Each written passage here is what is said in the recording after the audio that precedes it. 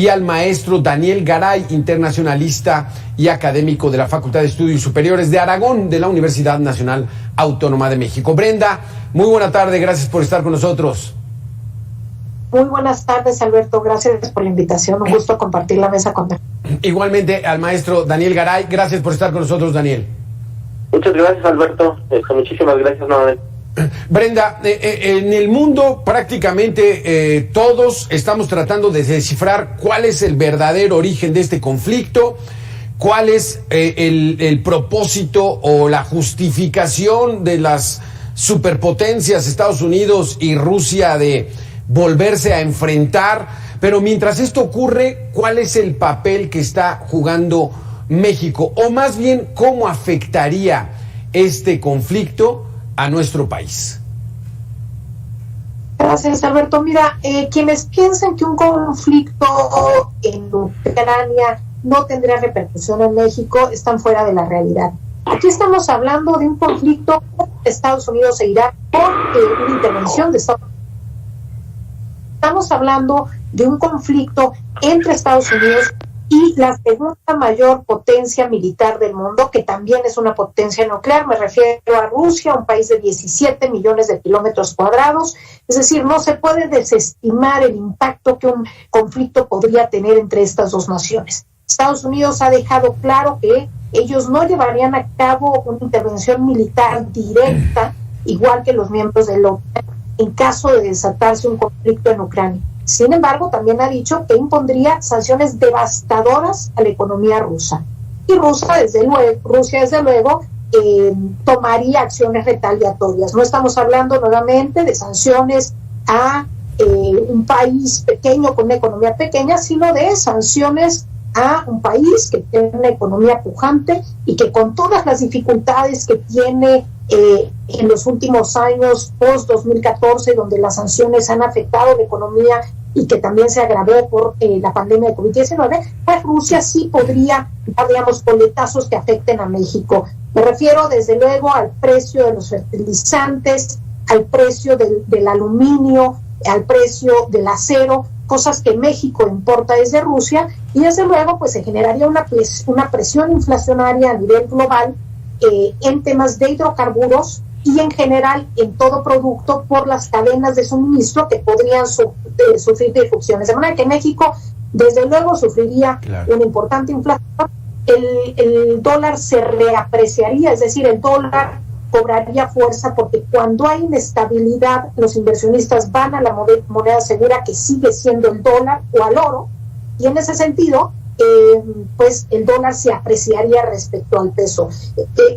Estos son solamente en términos económicos, pero en términos políticos decir que lo que está sucediendo marcará el futuro de las relaciones internacionales, el derecho internacional y la diplomacia en los años por venir. Lo que está en juego es enorme, está en juego el sistema construido post-1945, digamos, estas reglas del juego que se establecieron, desde luego con sesgo, pero que se establecieron después de 1945, y también está en juego pues el tema del liderazgo estadounidense unipolar post-1989. En el discurso de Putin de hoy vimos frases que realmente recordaban la época soviética y en la Guerra Fría, y creo que la decisión de hoy del presidente Putin de declarar la independencia de las dos autoproclamadas repúblicas independentistas en la zona del Donbass es solamente parte de la lectura que tenemos que hacer. El discurso de hoy marca una línea clara sobre dónde está el Kremlin y hacia dónde va. ¿Estarías de acuerdo con esta apreciación, maestro Daniel? Entonces, estamos viendo el resurgimiento de Rusia y sobre todo de su presidente Vladimir Putin como alguien que quiere convertirse nuevamente en un actor central en la geopolítica del mundo. Sí, claro, espero ahí me escuchen bien. Sí. Creo que esta posición del presidente ruso Vladimir Putin, bueno, pues está tratando de otra vez posicionar a este país como uno de los grandes actores del escenario internacional, junto con China y junto con Estados Unidos. Recordemos que, por ejemplo, el ingreso de las naciones bálticas, Letonia, Estonia, Lituania, a la OTAN y a la Unión Europea, se había dado con el antecesor de Vladimir Putin, Boris Yeltsin. Esto se convirtió en una afrenta que estas exrepúblicas ingresaran al ámbito occidental, y obviamente lo que está buscando el presidente Vladimir Putin es una presión muy importante para evitar que Ucrania pertenezca a estas organizaciones y nuevamente Estados Unidos y sus aliados se pongan a las puertas de Rusia. Además, como señalaba muy bien la profesora, la analista, estas regiones separatistas que en el día de hoy se reconoce su independencia,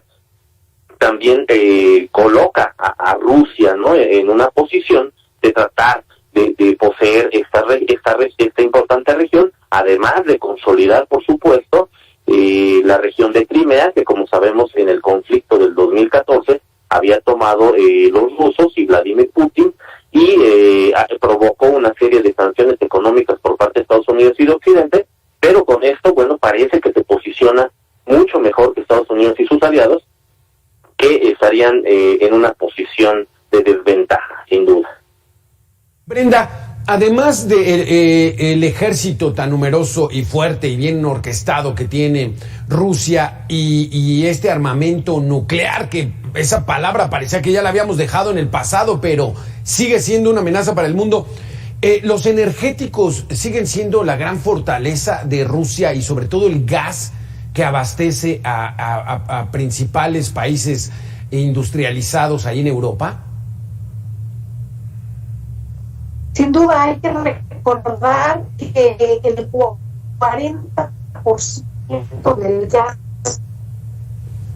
que se utiliza en Europa viene de Rusia. Es decir, hay una dependencia de Europa al gas ruso, particularmente países como un conflicto entre la Unión Europea y Estados Unidos. Ya han hecho una serie de acuerdos con países como Qatar para que puedan desviar algunos cargamentos de gas rumbo a Europa. Incluso Japón ha comprado más del gas que necesita para tener una reserva en gas. Vamos a intentar enlazarnos vía telefónica también contigo, Brenda, porque te estamos oyendo muy cortado. Alcanzamos a escuchar el 40% del consumo de gas en Europa proviene de Rusia. Es el gran factor a favor que tiene este país en esta exigencia de ser considerado como una potencia actualmente en el mundo. Maestro Daniel Garay, esta situación también vendría a desestabilizar mucho el precio del petróleo, y en el que México juega un factor fundamental en estos momentos. Sí, efectivamente, estas cifras que se señalan son correctas. Hay una dependencia muy importante en materia energética por parte de los europeos, por parte también de Ucrania. Por ahí pasa la llave del gas, y esto ha limitado de manera muy importante las sanciones que buscan imponer los europeos, porque se encuentran amarrados a esta situación tan difícil. Estados Unidos no puede abastecer, se han planteado diversas opciones para que los abastezca desde Estados Unidos, pero la realidad es que es muy poco lo que se pudiera transportar, y entonces Rusia aprovecha esta ventaja estratégica geopolítica, y México, por supuesto, aquí se vuelve un actor que de forma indirecta, ¿no?, pero en la cuestión de la paz y la seguridad internacional. Por ahí nuestro embajador ante la ONU había dicho que México pues apostaba por el tema de la paz y la seguridad internacional, pero en la parte económica sí tenemos un impacto importante por la apreciación que va a existir en el tema del petróleo. Sabemos que siempre que hay un conflicto o está en vísperas de estos conflictos, el tema del petróleo siempre sale a relucir. En este caso México, bueno, pues de manera directa se vería beneficiado por el aumento de los precios en el petróleo.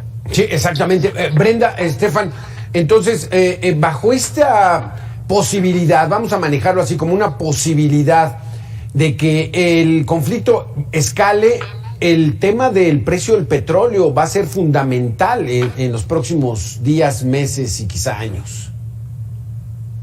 Sí, sin duda, como se vio en el 73, seguramente habrá una gran crisis del precio de los hidrocarburos, que en efecto podría tener un efecto de inicio positivo para nuestro país, pero que cuando ponemos en la balanza todos los demás temas la apreciación del dólar, el tema de la inflación generalizada, el tema de que ante una guerra el consumo cae y seguramente economías europeas y estadounidenses disminuirían su consumo, y un país que como México, que tiene una fuerte capacidad de manufactura, pues también podría sufrir un impacto. En fin, hay una serie de elementos que hay que meter en la balanza que es difícil predecir cómo será exactamente que impactará a la economía mexicana. Lo cierto es que sin duda habrá un impacto en la economía y también en temas de política, porque lo que se devela hoy y a lo largo de estas semanas, pues es un mundo claramente multipolar, en donde nuestro principal socio comercial, digamos, ya no es el único líder, y hay un mundo de esferas de influencia en donde Rusia y China pues juegan un papel importante, y de aquí hacia el futuro pareciera que Pekín y Moscú, aprovechando quizás el momento de división interna en Estados Unidos, han llevado a cabo estas ofensivas para buscar un reequilibrio del poder a nivel global.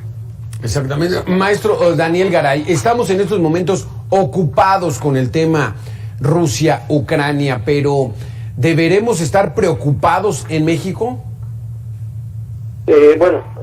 Siempre hay este temor, ¿no? Por los temas de la paz y la seguridad, por los temas que pudieran conducirnos a un conflicto, una guerra. Desde mi punto de vista, no vamos a llegar a esta situación. Estados Unidos tiene, y el presidente Biden tiene que abandonar esta posición intransigente. Creo que va a tener que ceder Estados Unidos en este punto, no le queda ya de otra, pero bueno, pues tendrá que garantizar, al menos por parte de Rusia, que no se vaya a ejecutar una invasión a este país, y sobre todo garantizar la pertenencia de estas dos regiones que hoy anuncia el presidente Vladimir Putin, que queden dentro de Ucrania. Creo que todavía hay espacio para la negociación. En ese sentido, no deberíamos, desde mi punto de vista, preocuparnos, porque a nadie le conviene un conflicto, a nadie le conviene una guerra. Sería una guerra obviamente directamente entre grandes potencias, lo cual por supuesto sería catastrófico, y creo que nadie quiere llegar a ese punto. Creo que es un juego de vencidas que está ganando Rusia frente a Estados Unidos, y Estados Unidos va a tener que lograr que se eviten las mayores pérdidas. Desde mi punto de vista, no considero que lleguemos a esta situación, y en la parte de la seguridad y la paz creo que debemos estar tranquilos, no debemos llamar a la alarma, por supuesto. Brenda, ¿por qué dice el maestro Daniel que Rusia lo está ganando en estos momentos? Hasta esta partida de ajedrez donde juegan con fichas nucleares, vamos así ponerlo, ¿por qué lo está ganando Rusia en estos momentos? Porque este enfrentamiento que estamos viviendo no nada más es militar, como solían ser en el siglo pasado, es un enfrentamiento de percepciones, de mensajes, y hay en marcha una gran guerra de nervios, digamos. Lo que me parece ha hecho el Kremlin es dar dos pasos hacia adelante y uno hacia atrás. Entonces, genera presión sobre Occidente, colocando sus tropas, y después se dice dispuesto al diálogo. Genera más presión aumentando las tropas, y después recibe a Macron y a Scholz en Moscú en términos diplomáticos. Incluso ayer dice que es posible que se reúna con Biden, y después, a unas horas, el reconocimiento de la independencia de estas autoproclamadas repúblicas de Donetsk y Lugansk.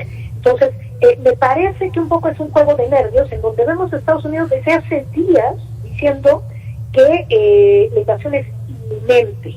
Entonces, creo que tener, digamos, Europa y Occidente en esta incertidumbre, en este balance, tener la atención del mundo, pues es parte del objetivo de Putin. Putin quería que lo escucharan en el 2018 cuando hace sus ejercicios hipersónicos, declaró algo como el mundo no nos quiere escuchar, pero ahora nos van a tener que escuchar.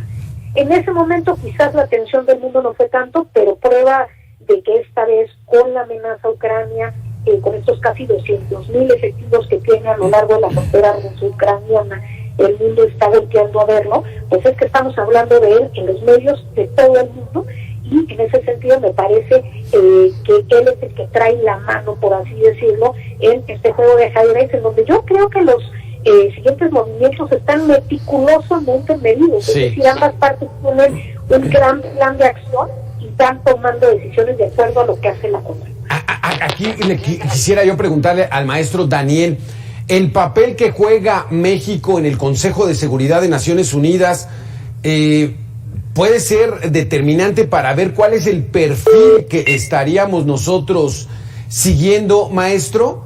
Tendríamos que estar del lado de la política de los Estados Unidos como vecinos que somos, o de plano apuntarle a otras dimensiones.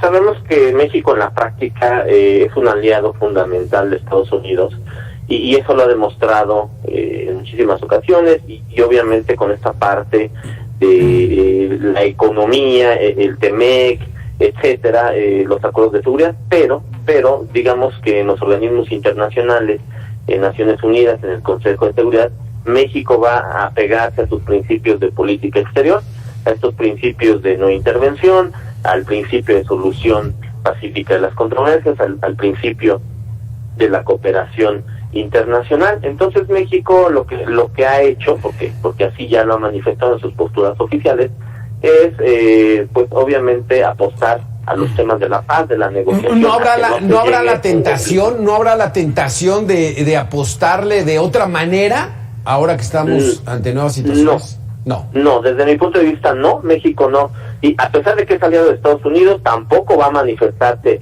en un apoyo a Estados Unidos, y tampoco México va a caer en una tentación de apoyar directamente a Rusia o a un bloque sino ruso. No, definitivamente no. Vamos a mantener estos principios de política exterior, porque definitivamente no conviene ponerse de un lado o del otro en un conflicto bélico. Eso no lo vamos a hacer.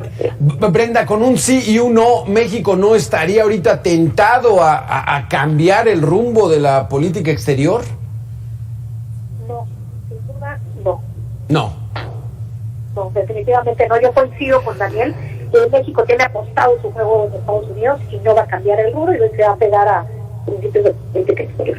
Perfecto, muchísimas gracias Brenda Estefan por haber estado con nosotros. Maestro Daniel Garay, muchísimas gracias, bien interesantes sus conceptos en torno a esta situación, crisis, caos que se vive entre Rusia y Ucrania y que tiene al mundo prácticamente en la atención máxima. Gracias por haber estado con nosotros. Muchas gracias, hasta luego. Y hasta aquí llegamos en este espacio de noticias. Le doy la bienvenida